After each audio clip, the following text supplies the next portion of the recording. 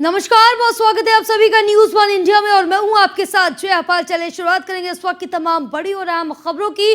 पीलीभीत से बड़ी update. News one India की खबर का असर देखने को मिला। दो पक्षों के बीच सड़क पर हुई थी मारपीट के दौरान जमकर चले लाठी डंडे और पथराव। मारपीट में घायल हुए थे कई लोग। पुलिस ने दर्ज किया मुकदमा।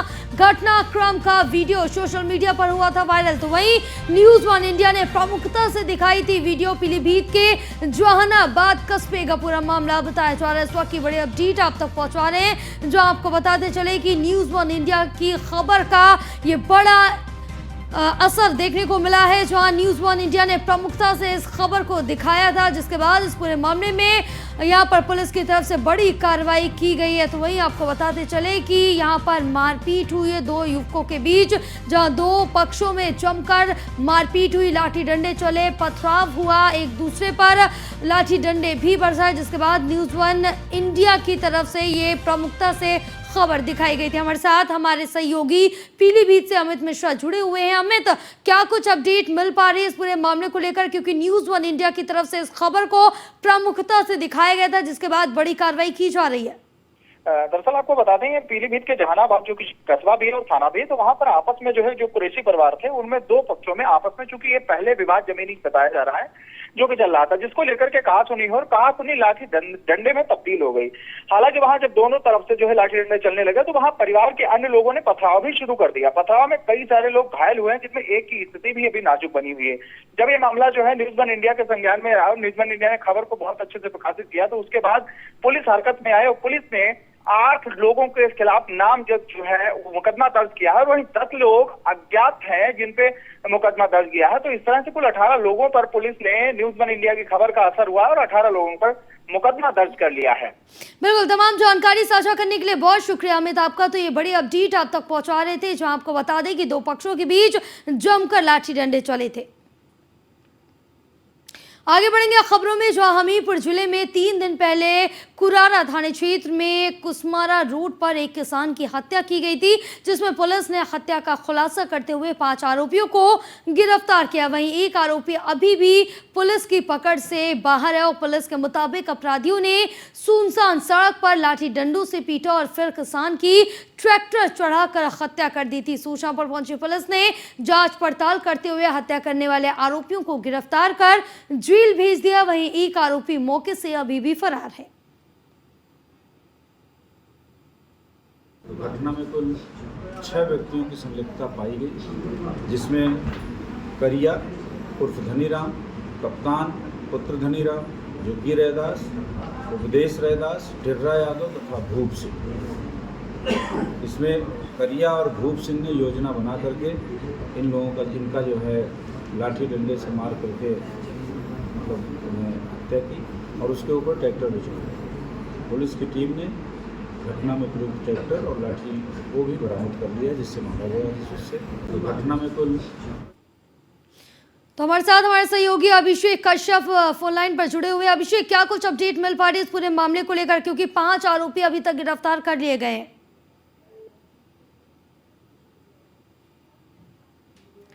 चलिए दोबारा से संपर्क साधेंगे, लेकिन इस बीच ये बड़ी अपडेट आप तक पहुंचा रहे हैं, जहां आपको बता दें कि इस पूरे मामले को लेकर अभी 5 आरोपियों को गिरफ्तार कर लिया, जहां किसान की हत्या की गई थी एक सुनसान रोड पर। उसके बाद ट्रैक्टर चढ़ा दिया गया। पहले किसान के साथ मारपीट की गई, उसके बाद ट्रैक्टर चढ़ाकर किसान की हत्या कर दी गई, जिसके बाद अब पुलिस के द्वारा मामला दर्ज किया गया और इस पर बड़ी कार्रवाई की जा रही थी। और 3 दिन पहले किसान की हत्या की गई थी। साथ ही 5 आरोपियों को अभी तक गिरफ्तार कर लिया गया पुलिस की तरफ से, और जो एक आरोपी वो अभी भी फरार बताया जा रहा है और अभी भी पुलिस की पकड़ से दूर है। लेकिन अब पुलिस की तरफ से लगातार धरपकड़ जारी है। पुलिस की तरफ से ये अभियान चलाया जा रहा है और जो आरोपी हैं उनको जल्द से जल्द अपनी गिरफ्त में करने के लिए पूरी तरह से तैयार है। फिलहाल मामले पर कार्रवाई पुलिस के द्वारा की जा रही। तो ये बड़ी अपडेट आप तक हमीरपुर से बता रहे हैं, जो आपको बता दें कि एक किसान की सुनसान रोड पर कुछ युवकों के द्वारा मारपीट की जाती है। उसके बाद वो युवक किसान के ऊपर ट्रैक्टर चढ़ा देते हैं।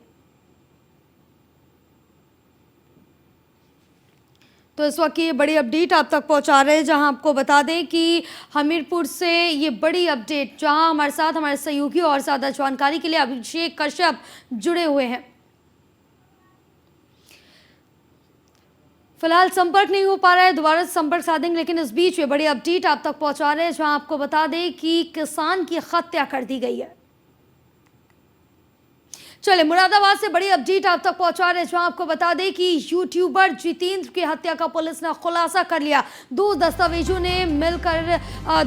ने मिलकर ये यूट्यूबर की हत्या की थी, जिसका नाम जितेंद्र है, और जितेंद्र की हत्या आपको बता दें कर दी गई थी, और दो लोगों के तरफ से जो उसके दो दोस्त थे उन्होंने मिलकर की। साथ ही मृतक के दोनों दोस्तों को पुलिस ने फिलहाल गिरफ्तार कर लिया।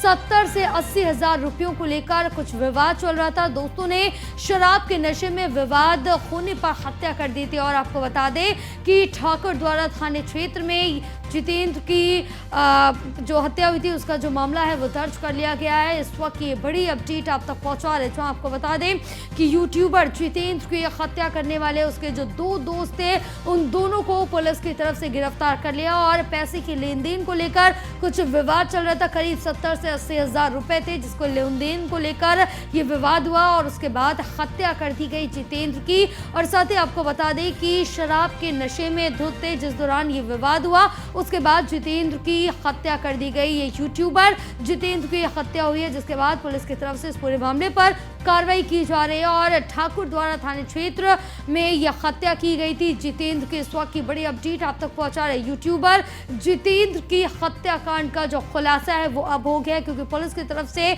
जो जितेंद्र के दोनों दोस्त हैं दोनों को गिरफ्तार कर लिया गया है। दोनों इस समय पुलिस की हिरासत में है। फिलहाल इस पूरे मामले को लेकर लगातार कार्रवाई जारी, क्योंकि ये बताया गया अभी पुलिस की तरफ से कि करीब 70 से 80 हजार रुपए थे जिनको लेकर विवाद हुआ। और जिस समय विवाद हुआ उस समय सभी शराब के नशे में धुत थे, जिसके बाद विवाद बढ़ा और जितेंद्र की हत्या कर दी गई। फिलहाल दोनों दोस्तों को या दोनों आरोपी कहे दोनों को गिरफ्तार कर लिया गया है और पूरे मामले को लेकर लगातार कार्रवाई की जा रही है। इस वक्त की ये बड़ी अपडेट आप तक पहुंचा रहे, जो आपको बताते चले कि यूट्यूबर जितेंद्र की हत्याकांड का खुलासा कर दिया गया है। और जहां जितेंद्र की हत्या हुई थी उसका नाम ठाकुर द्वारा थाना क्षेत्र था।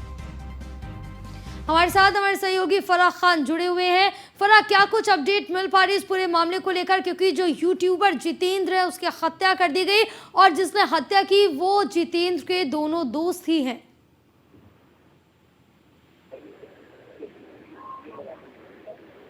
उत्तर प्रदेश मुरादाबाद के थाना ठाकुर द्वारा क्षेत्र में 25 अगस्त को एक यूट्यूबर का खेत जो है वो खेत में शव बरामद हुआ था, जिसके बाद पुलिस मौके पर पहुंची थी। शव को बरामद करने के बाद रविवार को पुलिस ने घटना का खुलासा करते हुए बताया कि जितेंद्र की हत्या करने वाले 2 आरोपियों को गिरफ्तार कर लिया गया है। घटना के समय पहने हुए कपड़े जो डंडे से उन्होंने उसकी हत्या की थी वह डंडा बरामद किया गया है। कुछ दिन पहले ही आरोपी लखनऊ गए थे, जहां पर आरोपी की गाड़ी सीज हो गई थी। उसी के बाद से मृतक और आरोपी सुरेश अरविंद के बीच में विवाद चल रहा था। फराह, इसमें क्या कोई और भी लोग शामिल होने की आशंका जताई जा रही है? जी, अभी पुलिस ने खुलासा करते हुए सिर्फ 2 लोगों के जो नाम है वो खोले हैं, लेकिन अभी पुलिस जांच कर रही है कि और भी आरोपी इसके साथ मिले हुए हो सकते हैं। पुलिस जांच में जुटी है, लगातार पुलिस प्रयास कर रही है कि आखिर किस तरीके से उसकी हत्या की गई थी और कितने लोग इसमें शामिल थे। मोबाइल की भी जो है पूरा डाटा निकलवाया गया है। घर वालों से भी बातचीत की जा रही है कि उन्होंने एक व्यक्ति पर शक जाहिर किया था जिसका नाम सुरेश था और उसका एक दोस्त था जो कि अरविंद था, उसको अरेस्ट कर जेल भेज दिया गया है। उनसे पूछताछ की जा रही है। लगातार पुलिस इस प्रयास में है कि आखिर कौन कौन इस गेम में शामिल था। बिल्कुल फराह, क्योंकि अब जिस तरह से देखा जाए कि पुलिस की तरफ से दोनों आरोपी या दोनों दोस्तों को गिरफ्तार कर लिया गया, अब तक इस पूरे मामले पर और क्या कुछ कार्रवाई की जा रही है पुलिस प्रशासन की तरफ से? ये पुलिस पूरी तरीके से इस मामले की जांच कर रही है कि आखिर जिस खेत में शव मिला उसकी भी पूरी जांच की जा रही। फोरेंसिक लैब भेजा गया बॉडी को। फोरेंसिक की टीम भी लगातार इस जांच में है कि आखिर कोई ना कोई सा सुराग मिले जिससे और लोगों तक पहुंचा जाए और आरोपियों को गिरफ्तार कर जेल भेजा जाए। बिल्कुल, तमाम जानकारी साझा करने के लिए फराह बहुत शुक्रिया आपका। तो ये बड़ी अपडेट आप तक पहुंचा रहे थे, जहां यूट्यूबर जितेंद्र की उसके ही दोस्तों की तरफ से हत्या कर दी गई है। आगे बढ़ेंगे खबरों में, जहां कल 3 जिलों के दौरे पर रहेंगे उत्तर प्रदेश के मुख्यमंत्री योगी आदित्यनाथ। फर्रुखाबाद, कासगंज और शाहजहांपुर जाएंगे सीएम योगी। फर्रुखाबाद में बाढ़ प्रभावित सीएम के दौरे को लेकर कमिश्नर और आईजी ने लिया जायजा। सुबह आपको बता दें 10:45 पर फर्रुखाबाद पहुंचेंगे सीएम योगी। राजेपुर के जमापुर में सीएम योगी करेंगे सामग्री का वितरण। सीएम के दौरे को लेकर जिला प्रशासन तैयारियों में जुटा हुआ है। बाढ़ को लेकर कासगंज का भी दौरा करेंगे सीएम योगी आदित्यनाथ और कल सुबह 11:45 पर हेलीकॉप्टर से बाढ़ क्षेत्र में पहुंचेंगे सीएम और पटियाली तहसील क्षेत्र के बरौना गांव में प्रभावितों से मुलाकात करेंगे। डीएम और एसपी ने हेलीपैड का निरीक्षण भी किया और जो व्यवस्थाएं हैं उनको भी परखा। शाहजहांपुर में भी बाढ़ क्षेत्रों का सीएम योगी दौरा करेंगे और बाढ़ पीड़ितों का हालचाल जानेंगे। साथ ही शाहजहांपुर पहुंचेंगे सीएम योगी आदित्यनाथ दोपहर लगभग 12:30 बजे और मिर्जापुर तहसील पहुंचेंगे सीएम योगी, जहां श्री शिव मंगल सिंह डिग्री कॉलेज में बाढ़ प्रभावितों से मिलेंगे मुख्यमंत्री। तो ये 2 तस्वीरें हम आपको दिखा रहे हैं, जहां आप देख सकते हैं कि फर्रुखाबाद की एक तस्वीर है, दूसरी कासगंज की, जहां निरीक्षण करते हुए अधिकारी साफ तौर से नजर आ रहे हैं कि क्या कुछ तैयारियां रखी गई, क्योंकि कल 3 जिलों के दौरे पर रहने वाले उत्तर प्रदेश के मुख्यमंत्री योगी आदित्यनाथ। सभी जो तैयारियां हैं वो पूरी तरह से दुरुस्त कर ली गई है और सभी का निरीक्षण पहले ही कर लिया गया। तो वहीं आपको बताते चले कि जो हेलीपैड है वो भी पूर्ण तरीके से तैयार कर लिया गया है। तो इस वक्त ये बड़ी अपडेट आप तक पहुंचा रहे हैं, जहां कल 3 जिलों के दौरे पर रहने वाले उत्तर प्रदेश के मुख्यमंत्री योगी आदित्यनाथ। साथ ही आपको बता दें अपने दौरे के दौरान बाढ़ प्रभावितों का हालचाल जानेंगे।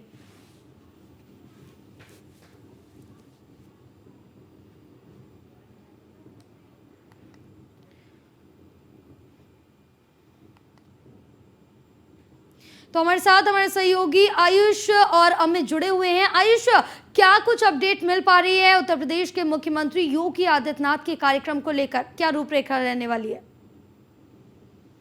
देखिए, बिल्कुल बात करें अगर मुख्यमंत्री जी के पूरे कार्यक्रम की जो यहाँ पर रूपरेखा बनी है, तो 12:45 पर वो कासगंज पहुंचेंगे, जहाँ पटियाली क्षेत्र का गांव बरौना है, वहां पर बाढ़ पीड़ितों से जो है वो मुलाकात करेंगे। क्योंकि गांव में जो है वो लगातार बाढ़ का प्रकोप देखने को मिल रहा है, लोग त्राहिमाम मचा रहे हैं, जिसको लेकर मुख्यमंत्री योगी आदित्यनाथ वहां बाढ़ पीड़ितों से मिलेंगे और मिलने के बाद उनसे जो बाढ़ सामग्री जो है, राहत सामग्री है, उन लोगों को वितरित की जाएगी।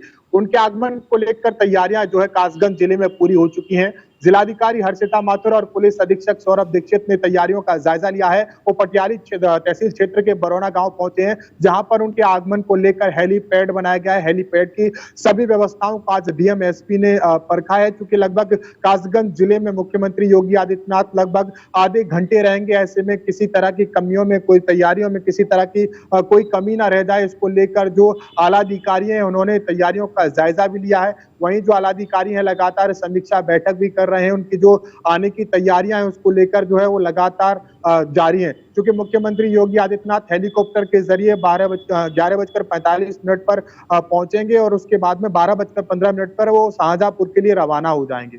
बिल्कुल अमित, अगर जानेंगे तो वहां पर उत्तर प्रदेश के मुख्यमंत्री के कार्यक्रम की क्या कुछ रूपरेखा रहने वाली है और वहां क्या तैयारियां की गई हैं?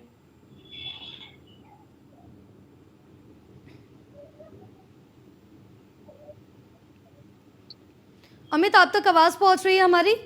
देखिए, बता दूं सूबे के मुख्यमंत्री योगी आदित्यनाथ जो है कल फर्रुखाबाद पहुंच रहे हैं। इसमें 10:45 पे फर्रुखाबाद में पहुंचेंगे। वहां पर 1 घंटा अधिकारियों के साथ रुकने के बाद में जो बाढ़ ग्रस्त इलाका है वहां पर जो है राहत सामग्री वितरित करेंगे। इसमें जो कमिश्नर कानपुर है, मंडलायुक्त जो है वहां पर पहुंच चुके हैं। जामापुर मोड़ की बात की जाए, वहां पे जो बाढ़ग्रस्त इलाका है वहां पे जो रुकने का कार्यक्रम है, उसके बाद में जो है अधिकारी बराबर जो है जायजा ले रहे हैं। जी बिल्कुल आयुष, अगर इस बीच जाने तो उत्तर प्रदेश के मुख्यमंत्री क्या आम लोगों से मिलकर उनकी समस्याओं का हालचाल भी जान सकते हैं?